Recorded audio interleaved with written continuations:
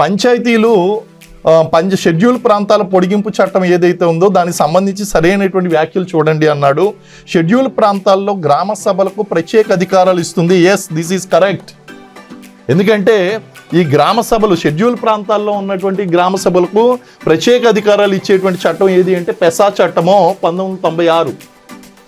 అలాగే రెండో పాయింట్ ఏమన్నారంటే 1995లో బురియా కమిటీ సిఫారసుల మేరకు దీన్ని రూపొందించడం జరిగింది అని చెప్పారు. ఎస్, ఇది బురియా కమిషన్ యొక్క సిఫారసుల మేరకే దీన్ని తీసుకురావడం జరిగింది. ఇది కూడా స్టేట్మెంట్ కరెక్ట్. అలాగే రాష్ట్రాల్లో పెసా నిబంధనల అమలుకు పంచాయతీరాజ్ మంత్రిత్వ శాఖను నోడల్ మంత్రిత్వ శాఖగా ఉంటుంది. Yes, it is correct. ఎందుకంటే దీన్ని నోడల్ ఏజెన్సీ ఏది అంటే పంచాయతీరాజ్ మంత్రిత్వ శాఖ అండి. So this is also correct. కాబట్టి ఏబీసీలు 3 సరైనటువంటివి అనేటువంటిది ఆప్షన్ ఏదైతే ఉందో ఇది పెట్టినటువంటి వాళ్ళు ఒక మార్కు తీసుకోండి.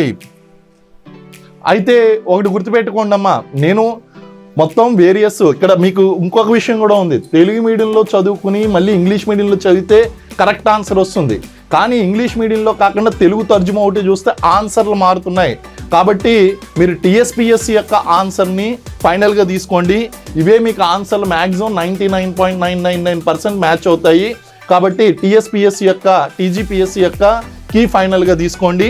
బట్ నేను చెప్తున్నటువంటిది ఏదైతే ఉన్నదో ఇది ఇప్పుడు ప్రస్తుతం 99.999% ఇదే కీ మీకు అక్కడ మ్యాచ్ అవుతుందండి.